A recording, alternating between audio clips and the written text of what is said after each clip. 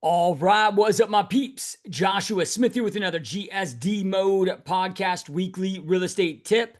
And today I'm here to talk to you about the biggest listing wave we may ever see in our lifetimes, our careers, maybe even ever in real estate recorded history to hit the market over the next several decades. And this listing wave is starting now.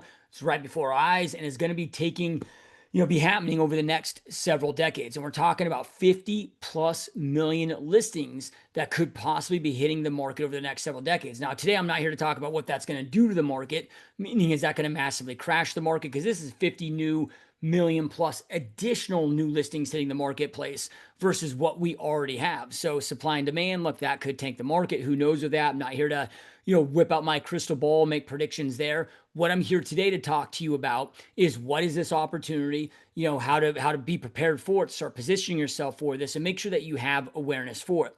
Now, it's really important to understand, and if you've been watching and listening to this podcast for a long time, you hear me talk about this all the time, but there is no such thing as a good market or a bad market. Look, if you look at the media, the news, whatever, they'll classify a good market is a hot seller's market, low inventory seller's market. Well, yeah, it's good for sellers, but it sucks if you're a buyer, sucks maybe if you're an investor.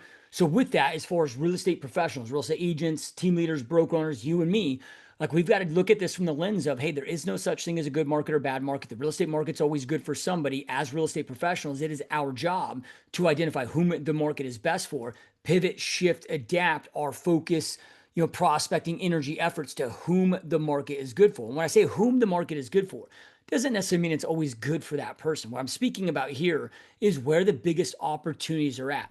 It's like, okay, look, we've seen a big uptick in these recently. Saw a ton of these during the great financial crisis. But okay, people that are 30 plus days late in their mortgage is an example, like pre-foreclosures. That's not good for them. They didn't want that. They didn't intend for that. They never set out for that. Wasn't their goal or objective. They fell amongst some hardship, and that's now the situation. However, I then am in a position with as a real estate professional to be able to help them out of that tough situation. Like there's going to be situations, there's going to be scenarios, there's going to be niches inside your real estate business where, man, it is fun helping, a certain subset of the population. Let's just say you got some newlyweds that are set in their careers, that are expecting their first one. You get to help them on the journey of buying their first home. Yeah, that's fun. It's exciting. But then, again, real estate, like, it's going to be the fun and exciting times. And there's going to be times where you got to be willing and able to help people through certain hardship if you want to. I'm not saying you got to do this, but if you want to be able to expand and have your real estate market continue to grow regardless of the marketplace, my recommendation is to get damn good at this. But then there's times where we got to help people in distressed situations, that are going through, difficult life changes, whether it be death in the family, whether that be divorce, whether that be, a pre-foreclosure or 30 plus day late. Like those aren't exciting, fun, new journeys. They're in a tough spot or a negative scenario happen, but we need to be able to help those in our community with their real estate goals and needs during the good times and during the bad times. The reason why I bring this up is, again, we need to be able to identify, who's buying, who's selling, where they're buying, where they're selling, where they're coming from, where they're going. That allows us to see the biggest opportunity based on what we're seeing with the market. But then from there, again, when we are understanding that, hey, there's going to be times where it's, good and a positive, and there's going to be times where I got to help people in tough situations as a real estate agent with their real estate needs and goals. Because today is just one of those things where it's not necessarily, a fun situation for the families that maybe we're helping, right? Because we're here to talk about today with all the boomers and the silent generation, a lot of these going to be transitioning to probate, and what this is going to take just based on the sheer numbers that they are. And that's never easy, man. Death in a family is a hard time. It's, like these families are going through a difficult time, but we have an opportunity to be able to help them out. Now, real quick though, before I jump into the stats and what's going on and why I think that you should, pay attention to this niche. So before we do that though, look, if you are a real estate agent, real estate team leader, or real estate brokerage owner, which should be all of you watching or listening to this podcast, if you are interested in learning more about partnering with me at EXP, where you get 100% full free access to all my coaching, all my training, all my mentorship, as well as my business partner, Mike Sherrard, who is hands down the best in the world at social media, AI, and helping real estate professionals build their business through YouTube, where you get, again, all of our coaching, all of our support 100% for you, for free to you. And if you're a team leader, brokerage owner, all your agents get full free access to this as well. If you want to learn more about what this partnership could look like and how we can collectively work together versus apart to help each other accomplish each other's real estate goals, there's going to be a link below. Whether you're watching this on YouTube, it'll be in the description. If you're listening to this on, iTunes or whatever. It's going to be in the show notes, but the top link will be a link for you to schedule a 100% confidential, 100% zero pressure Zoom call with me. Where we're going to unpack and walk through like what we do, how we work, how we operate, all the additional free tools, training, support that we provide you to ensure that you're crushing your real estate goals, answer any questions that you have. And at the end of the call, think it's a fit for you, awesome. If not, that's okay too. Like you said earlier, I've got a very strict no pressure policy. So these are 100% zero pressure. So I'm not here to try to recruit you, push you, pressure you, none of that. So if that's something that you want to take advantage of and just explore this opportunity, which I highly encourage you to do so. There's going to be a link below to go out there and do that.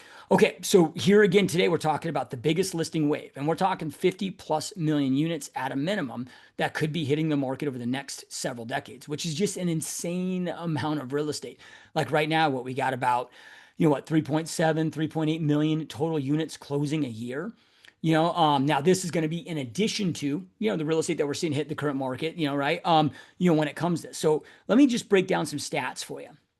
So if you look, and this is speaking residential real estate, we're not talking commercial here, and this podcast really isn't about commercial real estate. It's for those of us, real estate agents, team leaders, brokerage owners, trying to build traditional real estate businesses.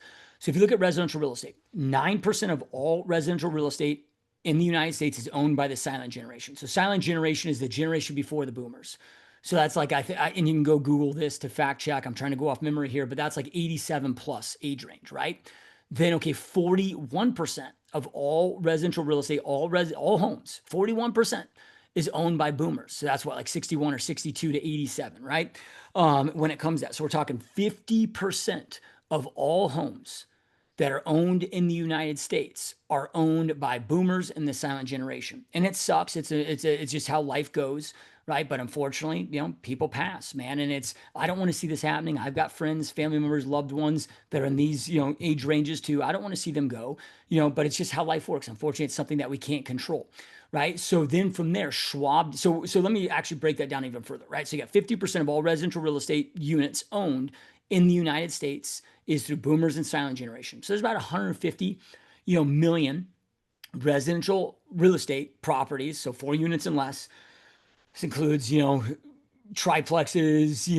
fourplexes, single family homes, maybe townhomes, condos, all classified. So we're thinking residential units, right? It's about 150 million units. So that means 75 million of these are owned by these two different generations.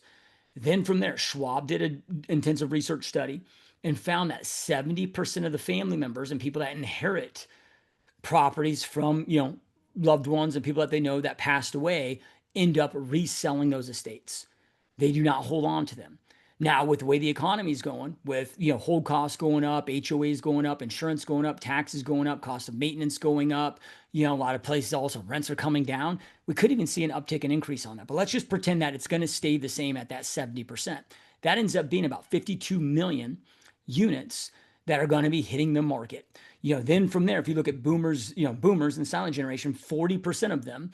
Now these are, again, statistics of what's predicted. It's not going to mean that maybe some fancy technology comes out that allows the average age to go from 78 years to 150 years. But as of right now, right, they're saying that 40% of those that are boomers and silent generation will not be here in 10 years. So then you start, over the next 10, 20, maybe 25 years, 50 plus million units hitting the marketplace. So this might just be one of the biggest listing waves, opportunities, if you will, for us to go out there and grow our real estate business, because these are families that need help selling these units. And I just did a podcast recently. Maybe you already watched it. I just released it. If you didn't check it, I highly recommend to go check it out. I was with Carolyn Castillo, who is a probate real estate agent expert. That's her niche. She's an expert. She did a brilliant job of breaking this down and, breaking down the overall process, what you need to know if you want to go after this niche and different things. So I highly encourage you guys to watch that, because she did such a great job with that.